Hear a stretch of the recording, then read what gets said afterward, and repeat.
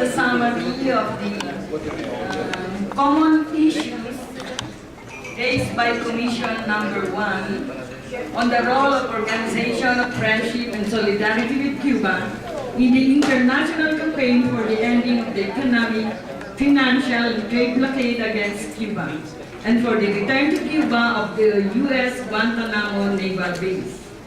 So number 1 point, solidarity started even before the Cuban Revolution in the struggle for freedom. Solidarity is the pillar of the revolution. In 1960, the solidarity of friends and people around the world started against imperialist aggression, against blockade, being the main obstacle to Cuba's development, and against subversive activities.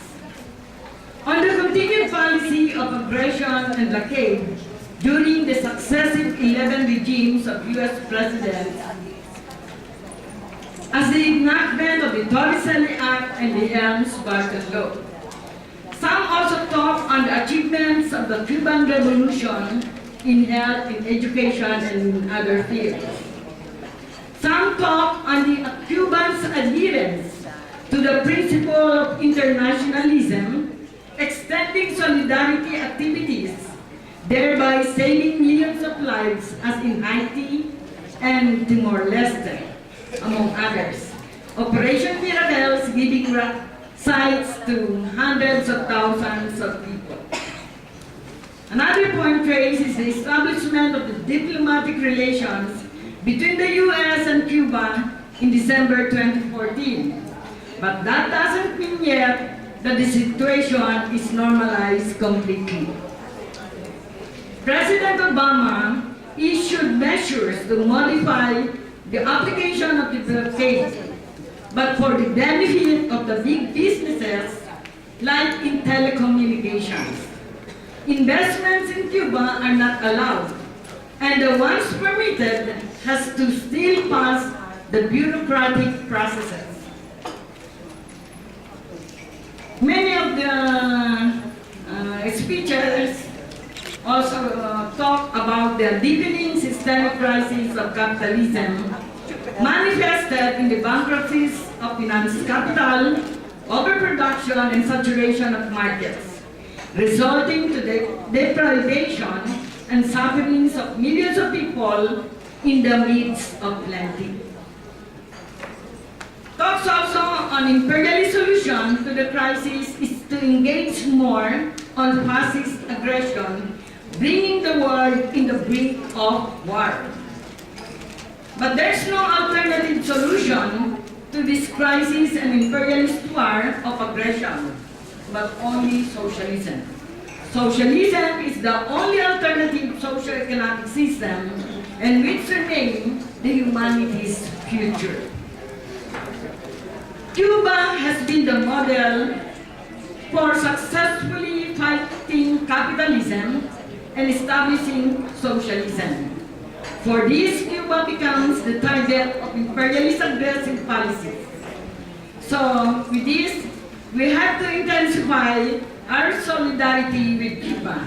And here are the proposals for the intensification of solidarity with Cuba. Number 1, to launch popular campaign on the truth about Cuba, to have more solid data on the effects of the blockade. The campaign can be in the form of photo exhibits, public meetings, information pickets, interviews, among others. Number 2, strengthen the solidarity movement in each and everyone's country. Number 3, urge the U.S. Congress to lift immediately and unconditionally the inhuman embargo set by the U.S. against Cuba. The return of Guantanamo to Cuba, illegally occupied using it as a military base and as detention center, and to fight subversive activities within Cuba. To have solidarity works with other countries, not only in Cuba, but in other Latin American countries, in Syria, Iraq, and other Arab countries, and the Democratic People's Republic of Korea. To fight imperialism in each and everyone's country. To have a regional and global mass action day. But I would like to inform those who propose about the global mass action in solidarity with Cuba, because that is already, we are already celebrating that on the date of July 26. That is the Worldwide Solidarity Day with Cuba. So we just have to keep on celebrating that day on July 26. So other proposal is to support or help develop trade relations with Cuba in each and everyone's country. To remove the U.S. military bases, not only in Cuba, but also in other countries. Towards the implementation of the decision of the UN General Assembly, because many have said about this, that in 2014, even in 2014, there was a decision of the UN General Assembly to lift the embargo in Cuba. And the majority who attended the General Assembly voted for the lifting of the embargo. But that has to be implemented.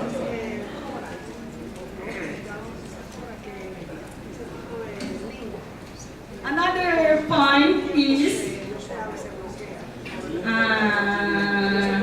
to attend worldwide conference against U.S. military base around the world that will be held in Cuba. I don't know if this is during these coming days. So we are encouraging every participants to attend this conference on military bases. So another thing is for all of us to propagate the internet or read on En la Defensa de Humanidad. So if we could propagate this for all the intellectuals to be connected to these solidarity activities. To maintain our website, Asia Pacific website. And lastly, there is a proposal to hold the next regional forum. This is a voluntary proposal from comrades from Nepal, that the next regional forum of the Asia Pacific Solidarity with Cuba be held in Nepal in 2019.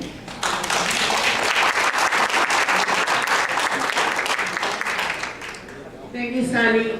Looks like the Assembly has accepted the proposals in the presented by Commission 1. Of course, there are processes that has to be taken in the next few months or so for the final decisions on some of the proposals. It has to be brought back by our Cuban comrades, ICAP, about some of the decisions in terms of hosting the next regional conference. May I now call on Commission 2. Can I raise one issue of the Board Commission 2 with your consent? The issue of Palestine.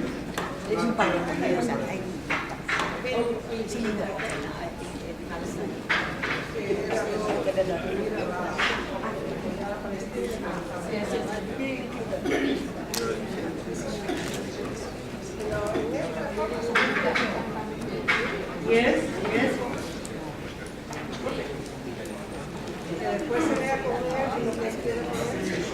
So I think we will take that because we already said here that with Syria, with Iraq and other Arab countries.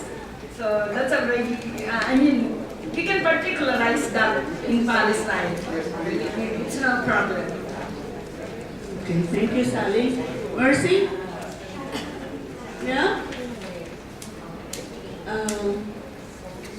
I'd like to ask Comrade Kala also to please come here. This is for our next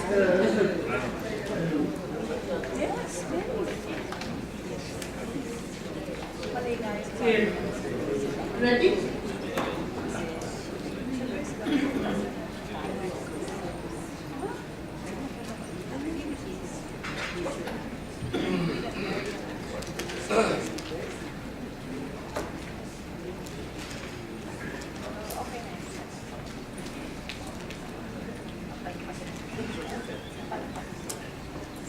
I think there's some. What is it?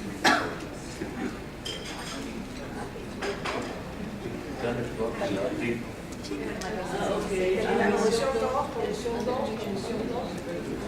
Commission 2. They have a report. They're ready here. Mercy is here. Yeah.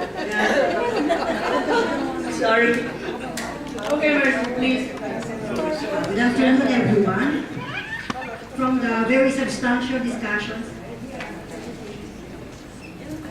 from Commission 2, we bring you the summary of the results of our discussions.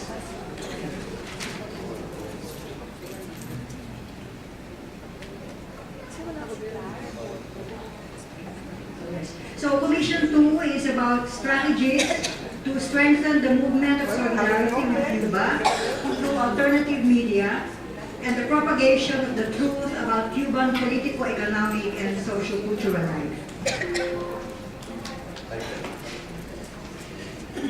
So, Session 1 began with Ms. Marta Rojas laying the context of the theme of the Commission, and she captured the essence of the challenge faced by the continuing Cuban Revolution when she said that the blockade is not only economic, but there has been for a long time now a blockade of truth about Cuba.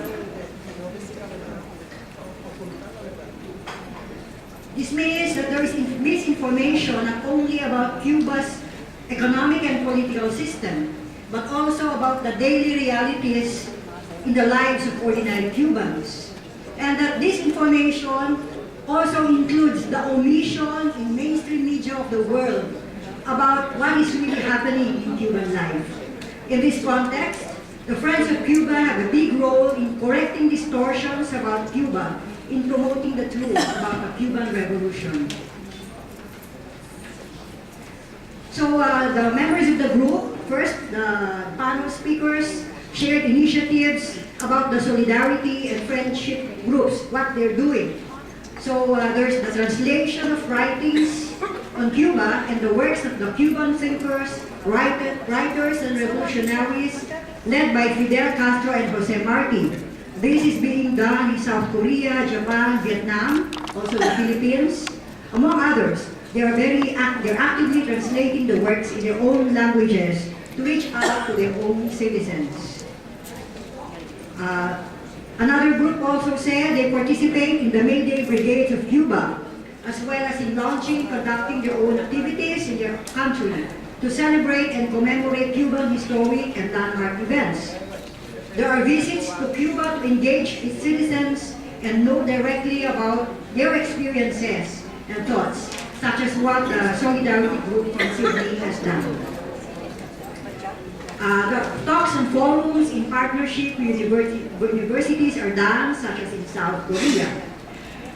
Members also actively engage in their own country's media by writing and publishing articles on Cuba, such as what is being done in Japan, where they publish their own newspapers, stories about Cuba.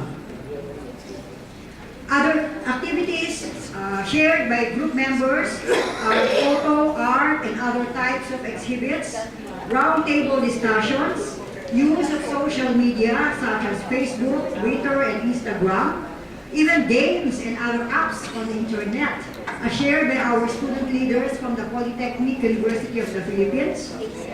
They said that there is this app called nationstates.com.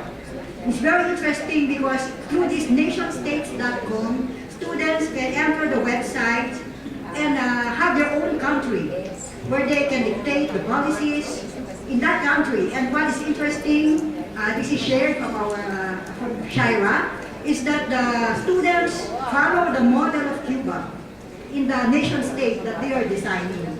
So this means that among the youth, there is such awareness that the political and socio-economic system in Cuba is an ideal nation state.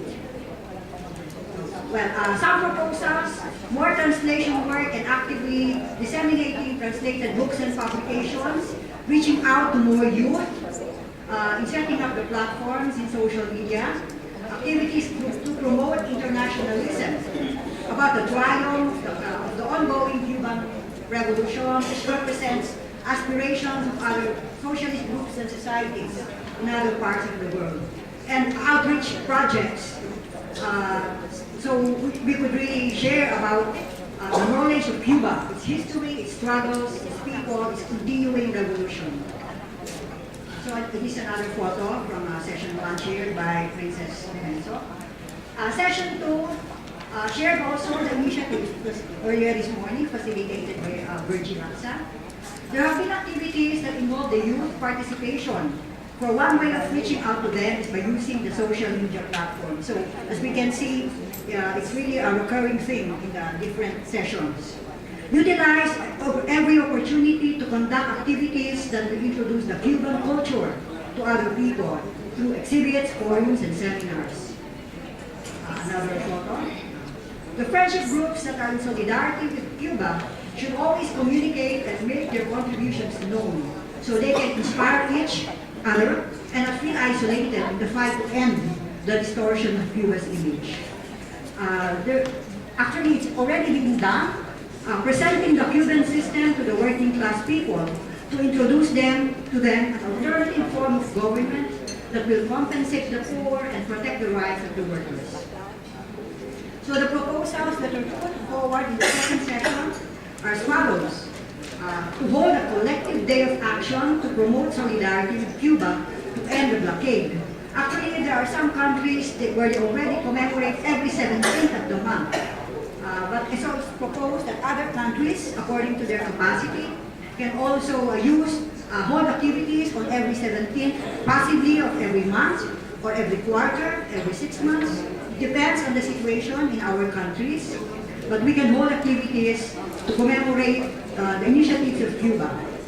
A common website where all the collective activities of the friendship groups can be provided. I think this was also proposed in all sessions. Books and newspapers are not yet out of date and out of means, so we should continue to produce them. This is a reminder that despite the popularity of social media, a big portion of the world population still does not have access to social media. So books and newspapers remain to be very important means of communication. And in session 3, we also reiterated that the United States is isolating Cuba, but in the process, U.S. is also isolating itself in the world as worldwide support for Cuba grows. As we can see already, many member nations of the United Nations are supporting the lifting of the embargo. The proposals for action organize more solidarity activities in open places like the universities so more people can join. And again, the importance of using social media, but go beyond social media. Take the movement to the majority of the common people, the working classes, who still do not have access to the internet. To sustain, and again, this is a recurring theme in all the sessions, sustain the socialist effort from one generation to another by organizing an international solidarity of the youth as a consolidated and synchronized effort against imperialism and mobilize youth innovation and initiatives. And I think our youth from the Philippines are very willing to take the initiative in this effort. Let's give them a hand. Well, there are not so many youth here, but we even, youth is in the mind. Okay. So, set up, one Facebook page for organizations in Asia Pacific, so we can post our activities on the website. there's a call for a worldwide solidarity action for Cuba. Now, from our poet here, I'd like to acknowledge him, Greg Bituin, who is a Filipino poet. Where is Greg?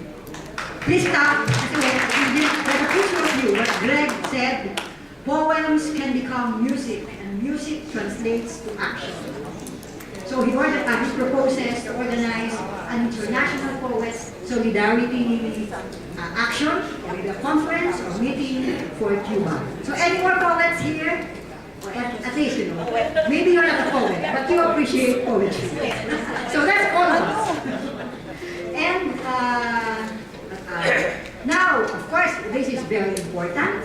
From India, they said that women's publications are already translated into different languages, and it is very important that the gains of the women's movement in Cuba are shared to other women of the world to become an inspiration to the women's movement. So let's start. So it's proposed that we can organize a distinct women's movement for solidarity in Cuba to share to the world how the lives of Cuban women has improved. So I think this is the last. Now I would just like to acknowledge the chairpersons of the Commission 2, Princess Nemenso. Let's also have our chairpersons. But only Virgin is part of Mila and Gina Cruz. Very busy. And of course, there are proposers, Clarissa Militante, although she's not here today. Shaira Megan Bate, please. Please stand. Oh, young woman. And Mercy Lirinas Angeles, also another young woman. Wait, before this video, by time manapat, Galia Castillo and Jay Jesus, actually, they have one who So thank you very much. And of course, I'm not able to name all those who sat with Commission 2, but thank you very much for all who shared with us in Commission 2. Thank you, Mercy. And I don't know if I mentioned our closing plenary as well as the opening and the sessions are being live streamed since yesterday. So we're being live streamed on Facebook. If you're online, it's look for Cubasol 2017. So you better smile because camera. Okay. May I now call on, well, they're here actually, two of the members of the, two members of the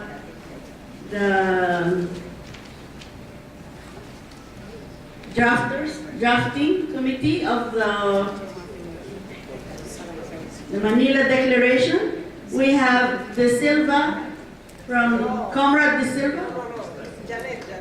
Yes, and Janet Roti and Palak is here.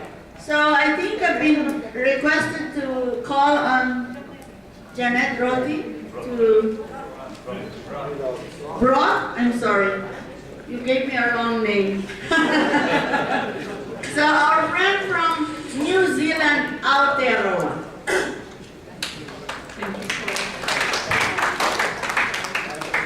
So this is the final declaration of the 8th Asia Pacific Regional Conference of Solidarity with Cuba, held in metropolitan Manila, Philippines on April 8th and 9th, 2017.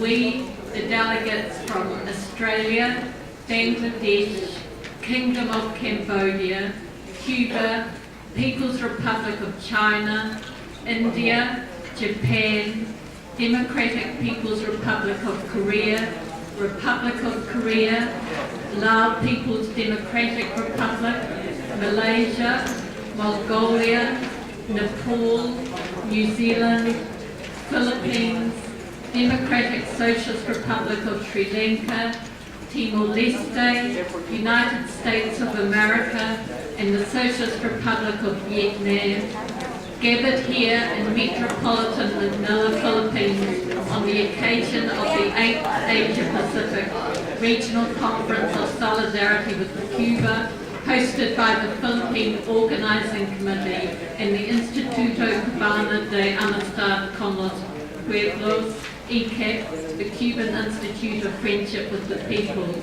declare as follows. Being the first Asia-Pacific Regional Conference to be held since the recent passing away of the historic leader of the Cuban Revolution, Comandante Fidel Castro Ruz. This conference pays tribute to Comandante Fidel for his steadfast defense of the ideas of socialism, of independence, social justice, and internationalism, which are continuously being carried forward by the Cuban Revolution. This conference challenges the vain illusions of imperialist and other reactionary forces that the Cuban Revolution can now be reversed with the physical loss of Comandante Fidel.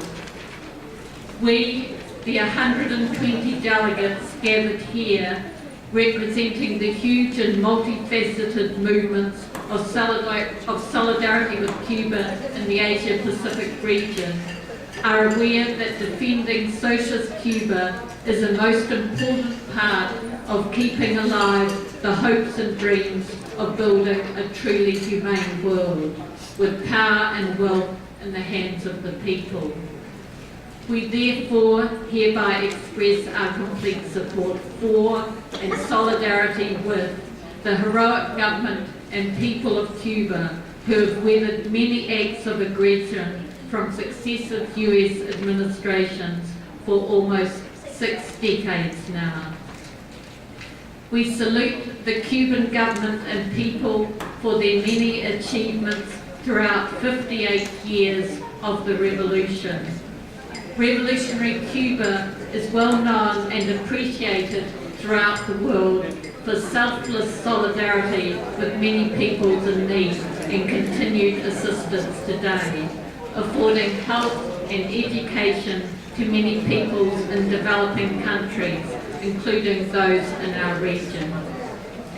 At the same time, we demand the end of the unjust, illegal and criminal blockade imposed by the USA on Cuba, the largest commercial blockade in modern history, which imposes grave burdens on the Cuban people. The conference notes that for the very first time, even the USA and Israel had to abstain from voting against the annual 2016 UN General Assembly resolution condemning the blockade. We demand the return to Cuban sovereignty of the 117 square kilometre territory of the Guantanamo Naval Base, located in the eastern part of Cuba and illegally occupied by the USA. We call for an end to regime change and other subversive programs against Cuba.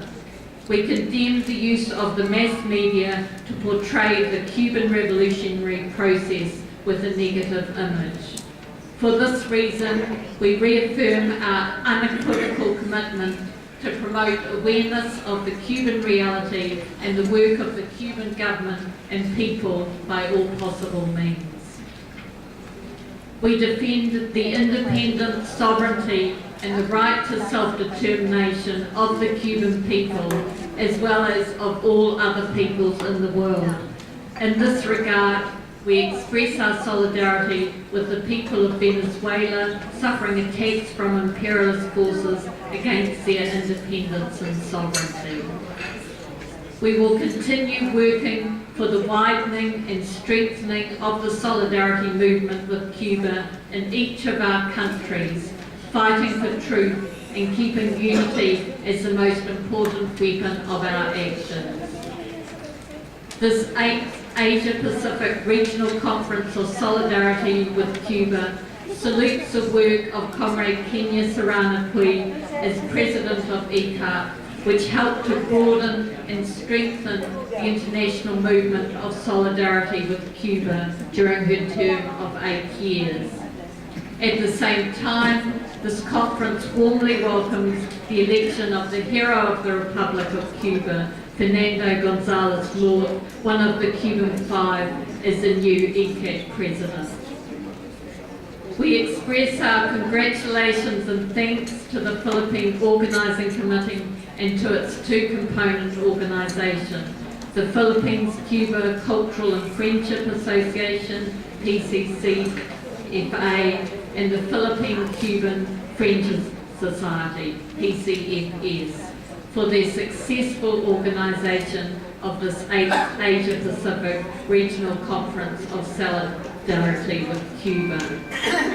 We express acknowledgement to the Government of the Republic of the Philippines for allowing the Philippine Organising Committee to host this important event. We also extend our best wishes to the Filipino people's continuing struggle against imperialism for peace, freedom, justice, democracy and socio-economic progress. And it's signed by the delegates to the 8th Asia-Pacific Regional Conference of Solidarity with Cuba, Metropolitan Manila, Philippines, April 9, 2017.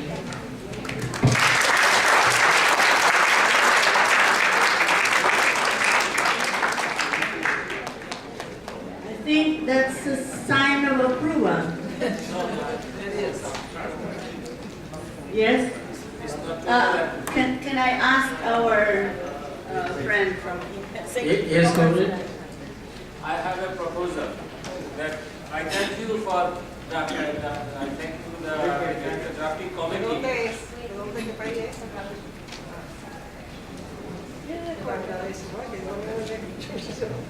This is Hassan from Bangladesh. First of all, I express my thanks and gratitude to the drafting committee who presented this excellent draft declaration for us. But my proposal is briefly that since we are holding this Solidarity Conference in Asia-Pacific region, at least 1 or 2 lines about Asia-Pacific situation should be here. And my proposal is that the US military expansion and their presence in this region, we can express our concern on this point. Thank you. Okay, any other comrades? Yes.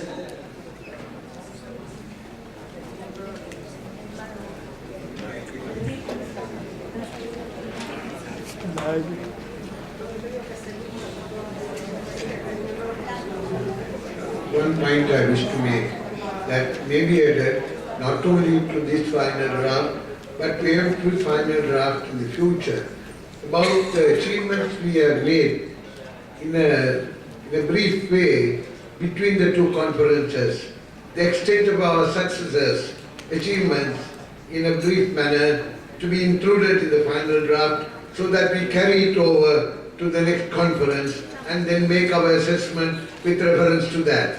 That's my proposal. I'm from Sri Lanka. Yes, Niladpur.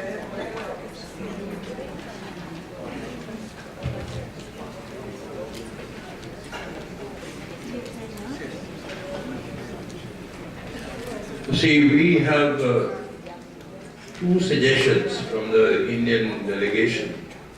While completely appreciating the overall tenor and the content of the draft, that is that point has been made that we need to broaden and deepen the solidarity struggle with Cuba.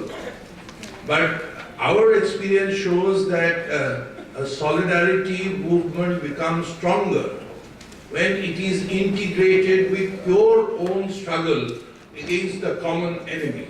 So I think that question of integration needs to be put in one sentence, because why we are expressing our solidarity with Cuba? Because Cuba is the frontline state which is taking on imperialism and the success of the Cuban revolution and the Cuban movement, therefore, for freedom and social justice and so on and so forth, is actually strengthening our concrete struggles in our own countries. So I think unless we emphasize this linkage, the raison d'etre for our participation, for deepening and broadening our solidarity struggles, that would be somehow missed out.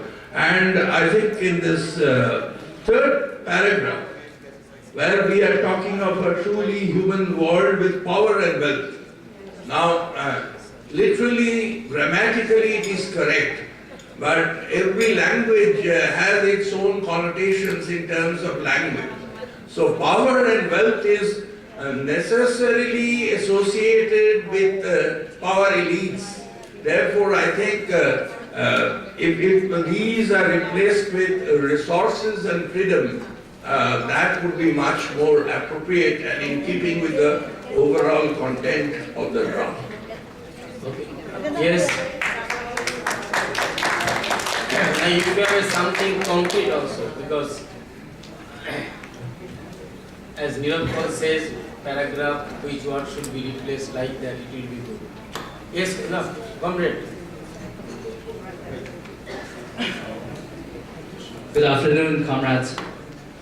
I'm Rusty Delizo from the Philippine Organizing Committee, and my organization is the Bukluran ng Manggagawang Pilipino, BMP, or the Solidarity of Filipino Workers. I'm also the General Secretary of the Manggagawang Socialista, MASO. I have 2 points to raise here. First is with regard to the last paragraph of page 1. While we do recognize the unjust and illegal, if not even illegitimate, blockade of U.S. imperialism over the Cuban state and country, I think we should move to also include in this Manila Declaration an action component, in the sense that we should unite all our forces and call for a global day of coordinated mass actions outside all U.S. embassies and consulates, not just in the Asia-Pacific region, but worldwide, on a specific date. If that is possible, maybe sometime in October, just before the United Nations General Assembly meets to push forward another resolution against the continuing illegal and illegitimate blockade of U.S. imperialism over Cuba. That's my first point. Second point, and last, is in relation to the last paragraph of the last page, and it states, "We express acknowledgement to the government of the Republic of the Philippines for allowing us to host this important event."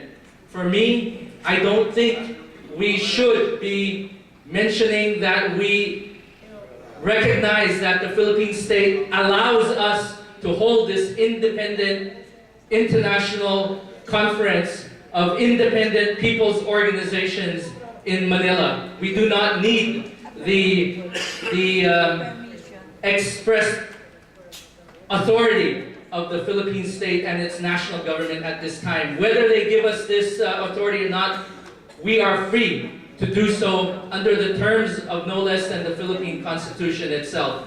That is the point I want to raise in order to assert our independent and free and democratic will to be in solidarity with all oppressed nations worldwide. Thank you.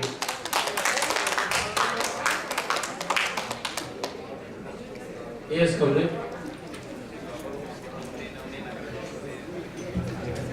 Thank you very much. I'm the delegate from Perth, Australia, and I feel that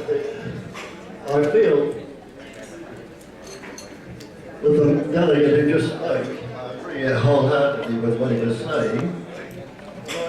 I also feel that we put forward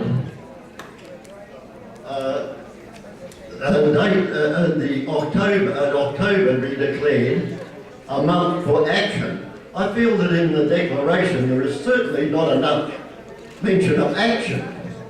We should be demonstrating outside the US embassies and consulates throughout the world on a specific date and possibly a specific month.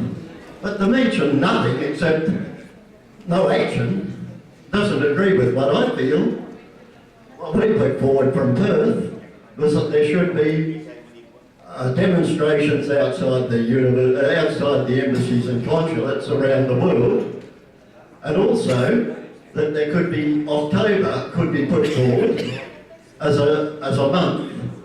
I can't quite remember offhand what it was, but I have it certainly written down here. But to me, I'm watching the declaration. There seems to be no mention of action whatsoever, much less what we put forward, which was very moderate. That's all I'd like to say, I think. Thank you. Comment already you have raised once.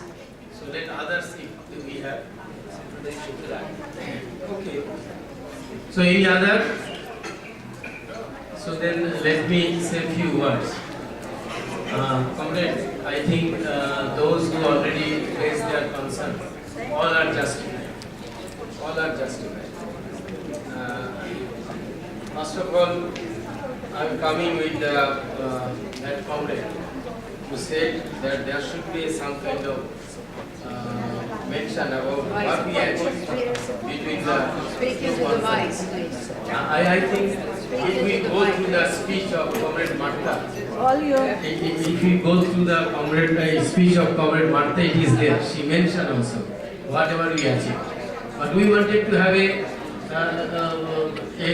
declaration, not including everything there, but it is there.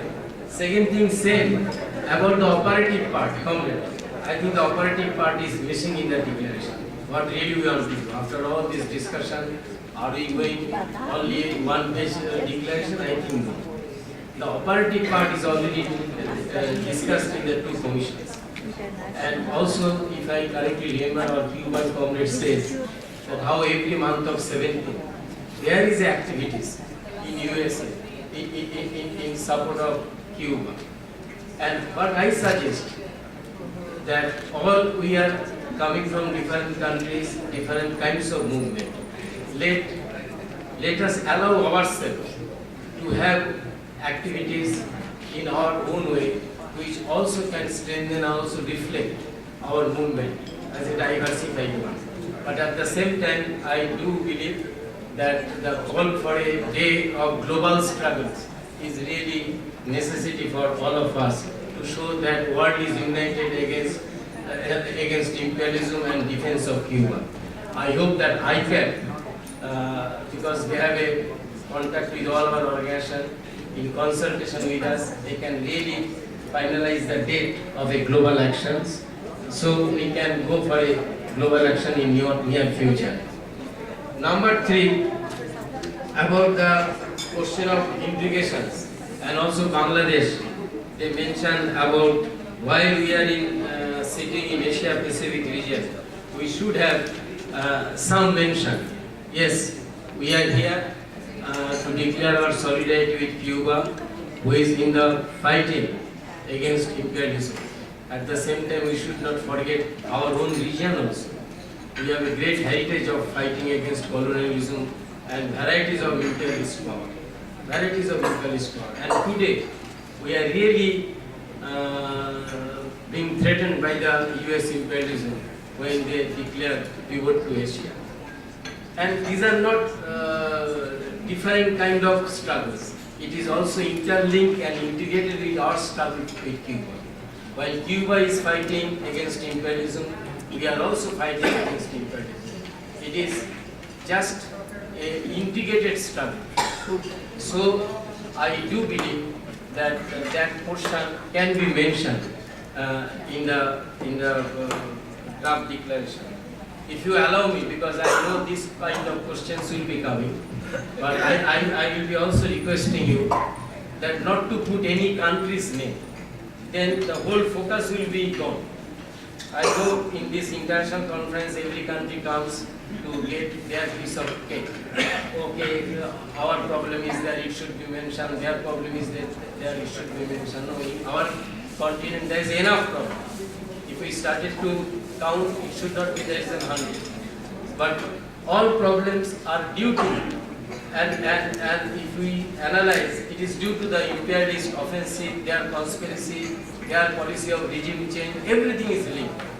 So what I suggest, after consulting also with our Cuban comrade and our other comrades, if we come to the third paragraph in Manila Declaration, where we are speaking about we, the 120 delegates gathered here, representing the huge and multifaceted movement of solidarity with Cuba in the Asia-Pacific region, are aware that defending socialist Cuba is the most important part of keeping alive the hopes and dreams of building a truly human world with power and wealth in hands of the people. As Milord Paul suggested, I think with power and wealth can be replaced with resources and freedom in the hands of the people. We stop there. And then at the same paragraph, we can add this line, I'm just reading out if you agree.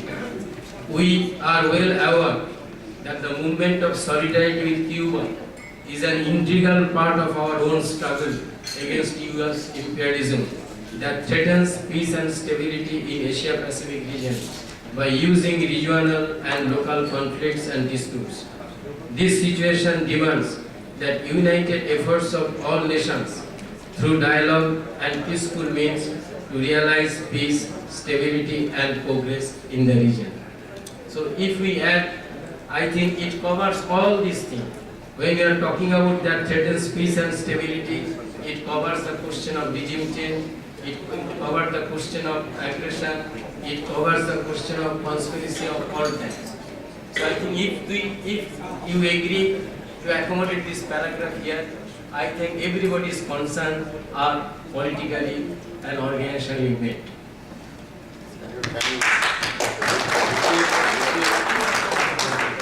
Repeat slowly. Yes, comrade. Repeat, can you repeat it a little slow?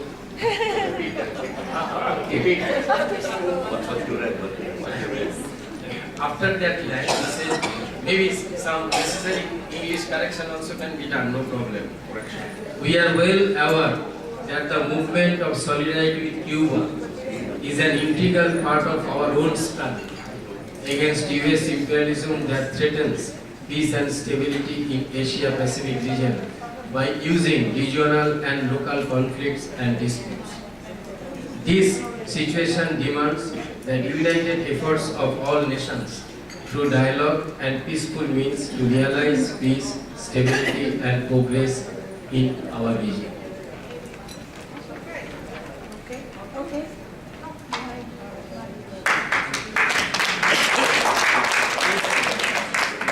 Yes. Thank you. May I propose that the second to the last paragraph remain.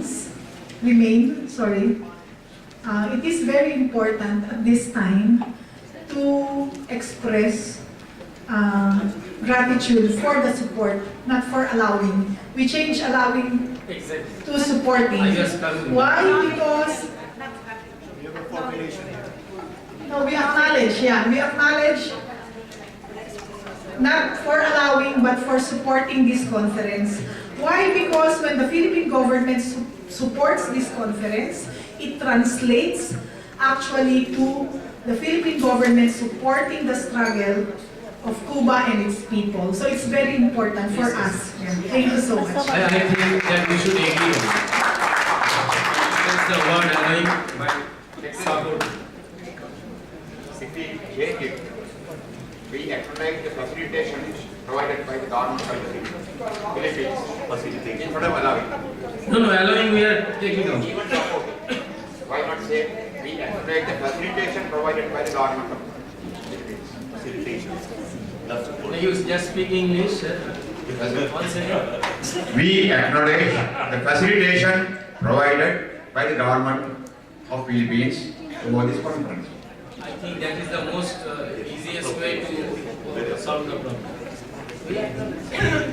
So, comrade, then that means we can agree that we can accept this with this necessary amendment. Okay? Let it give a deep hand, otherwise how will we? It's okay, comrade? Yes, please.